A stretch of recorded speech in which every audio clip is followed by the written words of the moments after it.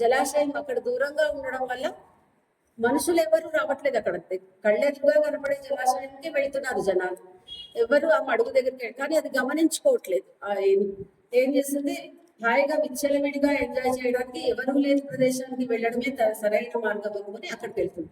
అక్కడికి వెళ్ళి చూస్తే అక్కడ జన సంచారం లేదు. ఆ మడుగు దగ్గర ఏ పాదాల గుర్తులు లేవు. అవన్నీ ఏమి చూసుకోకుండా ఆ ఏనుగు అందులో తను కాలు పెడుతుంది. ఆ ఏనుగుతో పాటు మిగతా ఏనుగులు కూడా దాంట్లోకి ప్రవేశిస్తాయి. హాయిగా జల క్రీడలు ఆడతాయి, బాగా హాయిగా ఎంజాయ్ చేస్తుంటాయి.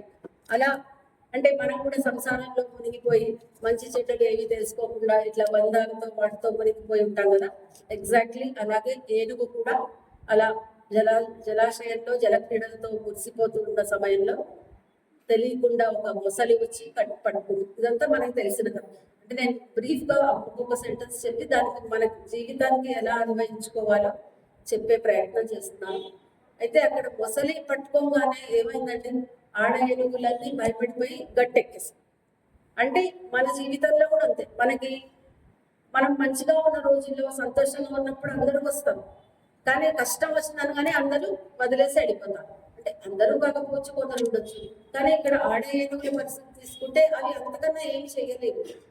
అలాగే మనం కూడా కొన్నిసార్లు పరిస్థితుల ప్రభావం వల్ల ఏమీ చేయలేకపోవచ్చు అక్కడ మిగతా వాళ్ళు. కాకపోతే చివరికి ఏమైంది, ఆ మొసలి అందులో చిక్కుకున్నాక తనకేమైంది, బయటికి రాలేని పరిస్థితి. మొసలి వదలట్లేదు, అహోరాత్రాలు పోరాడింది, కానీ ఏమీ ప్రయోజనం లేదు. చివరికి ఆ ఏనుగుకి పూర్వజన్మ జ్ఞాపకం వస్తుంది. ఏంటంటే పూర్వజన్మలో ఏనుగు ఇంద్రద్యుమ్నుడు అనే ఒక రాజు. ఆయన పరమ విష్ణు భక్తుడు. ప్రారంధ కర్మ వల్ల, ప్రారంధం అన్నది పోదండి, ఆ ప్రారంధ కర్మ వల్ల ఈ మొసలి బారిన పడ్డాడు.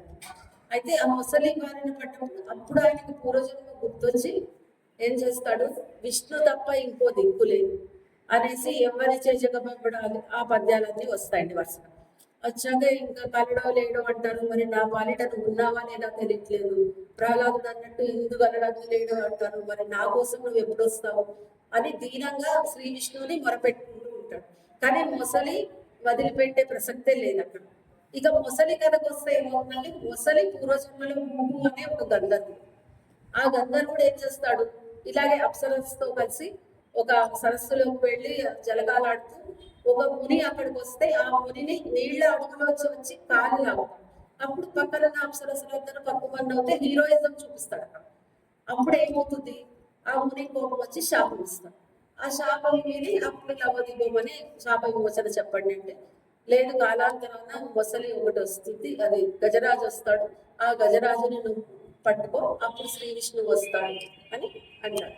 అంటే ఇక్కడ ఏమిటంటే గమనించాల్సిన విషయము, బాధ పెట్టేవాడు బాధ పడేవాడు ఇద్దరు కలిసి ఆ సర్వోత్తముని కోసం ఎదురు చూస్తున్నారు. అలా వస్తాడు శ్రీ విష్ణు, వస్తాడు, మొసలి బారి నుండి రక్షిస్తాడు, కథ సుఖాంతం అవుతుంది. కాకపోతే దీంట్లో ఒక చిన్న కథ మరి నేను విన్నది ఏంటంటే, శ్రీనాథుడు ఒకసారి పోతన మహాకవి ఇంటికి వచ్చినప్పుడు ఆయనకి ఆతిథ్య సేవలన్నీ చేశాక ఇట్లా రాస్తున్నాను గజేంద్ర మోక్షము, అందులో ఇట్లా సిరికిని చెప్పక ఇట్లా వచ్చేసాడు విష్ణువు అని ఒక పద్యం ఉంది కదండి, సిరికిని చెప్పక ఆ పద్యం చెప్తాడు. చెప్తే అప్పుడు శ్రీనాథుడు అంటాడు, ఆయన ఎప్పుడు కొంచెం మనకి తెలిసి కొంచెం వ్యంగ్యంగా మాట్లాడే వ్యక్తి అని మనం ఆయనని వర్ణించడం విన్నాను కథలలో పెద్దవాడు. అయితే శ్రీనాథుడు అంటాడు, అట్లా వచ్చాడంటే ఏం చేయడానికి, మొసలిని చూసుకోవడానిక, మొసలిని గిల్లడానిక, లేకపోతే మొసలితో ఆటలాడడానిక అని అంటాడు. అప్పుడు పోతన కవి ఊరుకుంటాడు. ఏమని దేవుడి గురించి మనం అలాంటి మాటలు మాట్లాడుకొని, మరి ఇలాంటి కథ ఒక ప్రచారంలోకి వచ్చింది, తర్వాత వ్యాఖ్యాతలు రాసింది, అది నిజమో కాదో కూడా తెలియదు, బాగుందనేసి ఇక్కడ పెట్టామని ఎవరో రాశారంట.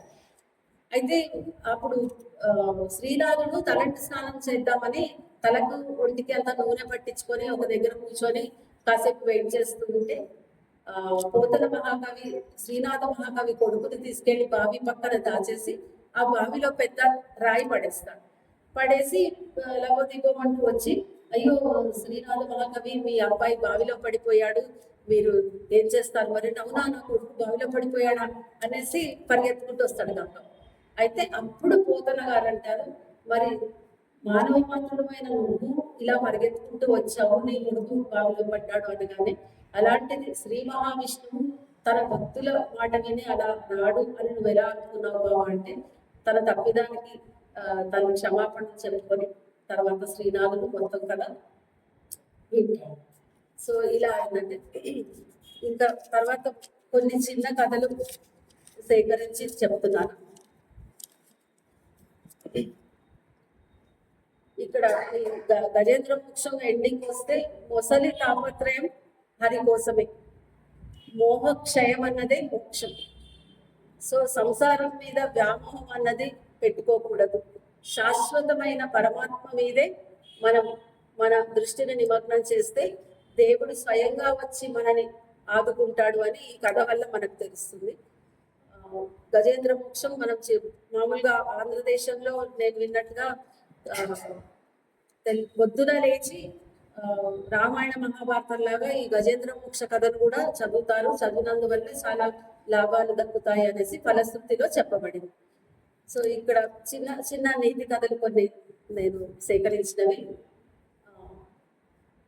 కృతజ్ఞత, మనం కృతజ్ఞత అన్నది ఎప్పుడూ మర్చిపోకూడదండి. కృతజ్ఞత అన్నది ఏంటి, కృతజ్ఞత అన్నది ఏంటి? ఫస్ట్ ఆ రెండింటికి ఉన్న వ్యత్యాసం. కృతజ్ఞత అంటే మనకి ఒకళ్ళు ఉపకారం చేస్తే ఆ ఉపకారానికి మనం పరోపకారం చేయడం కృతజ్ఞత. కృతజ్ఞత అంటే ఉపకారం చేసిన వారినే ముంచేసి అది కృతజ్ఞత. అయితే కృతజ్ఞత చూపించాల్సిన మనిషి కృతజ్ఞత చూపిస్తే మామూలు మనుషులు ఏమవ్వకపోవచ్చు, కానీ అక్కడ అకౌంట్లో, భగవంతుడి అకౌంట్లో మీ పేరు పాపపు లిస్టులో పడిపోతుంది. సో ఇక్కడ ఒక ధనవంతుడు మనకి కనిపిస్తాడు. ఆ ధనవంతుడు ఏం చేస్తాడంటే, ఒకసారి ఒక ధనవంతుడికి తన పొలంలో పనిచేసే వాళ్ళు ఎవరు వచ్చి అతని మీద నువ్వు అన్యాయంగా ఆరోపణలు చేసి నువ్వు నా కొడుకు నా అనుయాయుడిని చంపించావు, నా ఆస్తి అంతా నువ్వు కాజేస్తావు, నేను కోర్టుకు ఇడుస్తాను చూడు అంటాడు. అంటే అప్పుడు ఈ ధనవంతుడు అంటాడు, నేను అలాంటి పనులు ఏం చేయలేదు, నీ పొరపాటు పడుతున్నావు అని అంటాడు. అంటే కాదు కాదు నేను ఎట్లయినా నీ పని పడతాను అని బెదిరించేస్తాడు. అప్పుడు ఈ ధనవంతుడు ఏం చేస్తాడు, తనకి తెలిసిన ఒక ఫ్రెండ్ దగ్గరికి వెళ్ళి ఆ స్నేహితుడిని అడుగుతాడు, నీకు తెలిసిన న్యాయవాది ఎవరైనా ఉంటే చెప్పు బాబు, ఇలా ఒకటి నన్ను బెదిరిస్తున్నాడు, ఎందుకో మరి నాకు భయం వేస్తుంది అంటే, సరే నువ్వేం భయపడదు, నాకు తెలిసిన పేరు మోసిన లాయర్ ఒకడు ఉన్నాడు, ఆ న్యాయవాదిని నీకు పరిచయం చేస్తాను, ఆయన నీ కేసు వాదిస్తాను అంటే నీకు అంత మేలే జరుగుతుంది, ఎందుకంటే అంత దిట్టమైన న్యాయవాది అతను. సరే అని వెళ్ళి పరిచయం చేస్తాడు. కానీ ఆ న్యాయవాదికి ధనవంతుడు వెళ్ళే సమయానికి పొరుగురికి వెళ్ళాల్సిన ఒక ఇంపార్టెంట్ పని ఉంటుంది. ఆయన అంటాడు, మీరు వచ్చారు, మీ స్నేహితుడు నాకు కూడా స్నేహితుడే, నేను మీ కేసు తప్పకుండా వాదించగలను, కానీ నాకు అర్జెంట్ పని మీద నేను పొరుగురికి వెళ్ళాలి, కాబట్టి నేను రాలేను, మీకు ఇంకొకళ్ళని పరిచయం చేస్తాను, నేను ఆయన కూడా బాగానే వాదించగలుగుతాడు అంటే, లేదు ఈ ధనవంతుడికి తన స్నేహితుడు చెప్పిన మాట మీదనే గురువు, ఈ న్యాయవాది అయితేనే బాగా వాదిస్తాడు, అందుకని ఆయన కాళ్ళ పడతాను, ఎలాగైనా మీరే టేకప్ చేయాలి నా కేసు అంటారు. అయితే సరే అనేసి టేకప్ చేస్తాను కేసు అనేసి, రేపు పొద్దున మీరు తీసుకురండి, వివరాలు చూస్తాను అంటాడు. వివరాలు చూసాక అంటాడు, మళ్ళీ నాకు పొరుగురు నుంచి రమ్మని కబురు వచ్చింది, వెళ్ళాలి అంటే, ఈ పెద్ద మనిషి వినకుండా కాళ్ళ పడి ఏడ్చినంత పని చేస్తే, సరే పొరుగురు వెళ్ళే ప్రోగ్రామ్ క్యాన్సిల్ చేసుకొని వస్తాను. వచ్చి న్యాయవాది అంటే ఇదంతా ఈ ధనవంతుడు ఈయనని ఇంత కాళ్ళ పడడము, బతిమలాడము అవన్నీ మనం గుర్తుపెట్టుకోవాలి. తర్వాత ఏమవుతుందంటే, న్యాయవాది వాదిస్తాడు, గెలుస్తాడు, ఈ ధనవంతుడి తప్పు ఏమీ లేదు అని రుజువు అవుతుంది. తర్వాత ఏమవుతుంది, న్యాయవాదికి అక్కడికే కృతజ్ఞత చెప్పేసి బయటకు వచ్చేస్తాడు ధనవంతుడు. కానీ ఆయనకి ఇవ్వాల్సి వచ్చిన ఫీజు ఉంటుంది కదండి, అక్కడ ఈయన చూపించిన కృతజ్ఞత. అయితే డబ్బు చాలా మొత్తంలో ఉంటుంది, పెద్ద న్యాయవాది కాబట్టి డబ్బులు చాలా ముట్టించాల్సి వస్తుంది. ఎట్లయినా ఈ ధనవంతుడు పరమలోభి, ఆయన ఏం చేస్తాడు, ఈ డబ్బులు ఆయనకి ఇవ్వకుండా ఎలాగైనా నేను ఎగ్గొట్టాలి అనేసి ఎన్నిసార్లు అతను పిలుపు ఇచ్చినా మాట్లాడాడు. 10 సార్లు వస్తాడు, పాప మా మనిషి ఇంట్లో లేదని చెప్పిస్తాడు, మళ్ళీ గుమాస్తాతో చెప్పి ఎంతో కొంత ఇచ్చేసిరా అంటాడు. అప్పుడు ఆ న్యాయవాది ఇంకా నిజంగానే ఆయన మంచి మనిషి, ఆయన అంటాడు, నాకు సరే మీ ఇష్టమయ్యా, అప్పుడు వచ్చి కాళ్ళు పట్టుకున్నారు, ఇప్పుడేమో మీరు ఇవ్వట్లేదు, ఇంకా మీ ఇష్టం ఎంతో కొంత ఇవ్వండి అంటే, గుమాస్తా ఇద్దరి మధ్యలో ఒక మధ్య మనిషి చేసిన వ్యవహారం. ఆ మధ్య మనిషి ఏం చేస్తాడు, ఎలాగే ఈ ధనవంతుడు పట్టించుకోడు అనేసి న్యాయవాదికి 1/4 డబ్బులు ఇచ్చేసి 3/4 అతను నొక్కేస్తాడు.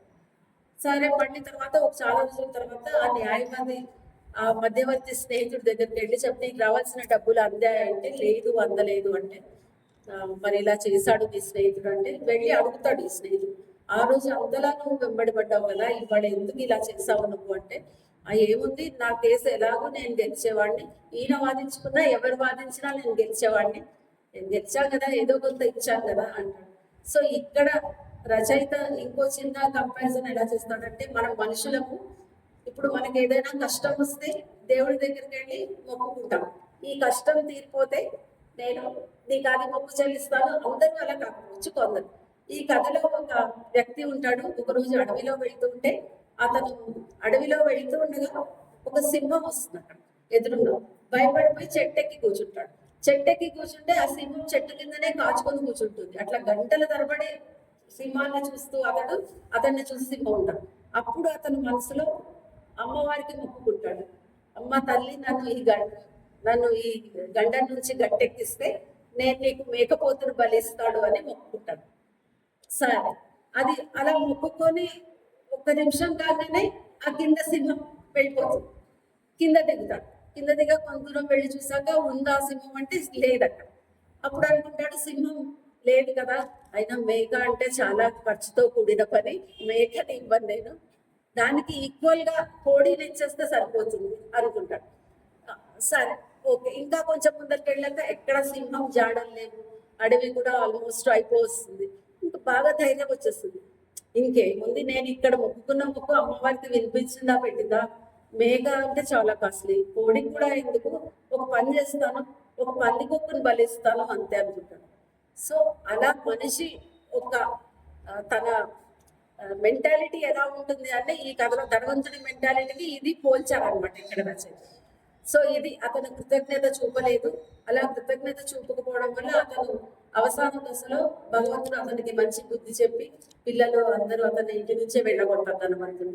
అంటే అది మనం రియలైజ్ అవ్వాలి కదండి, ఈ తప్పు చేసినందువల్ల ఈ జరిగింది అని అనుకోకూడదు ఎవరు.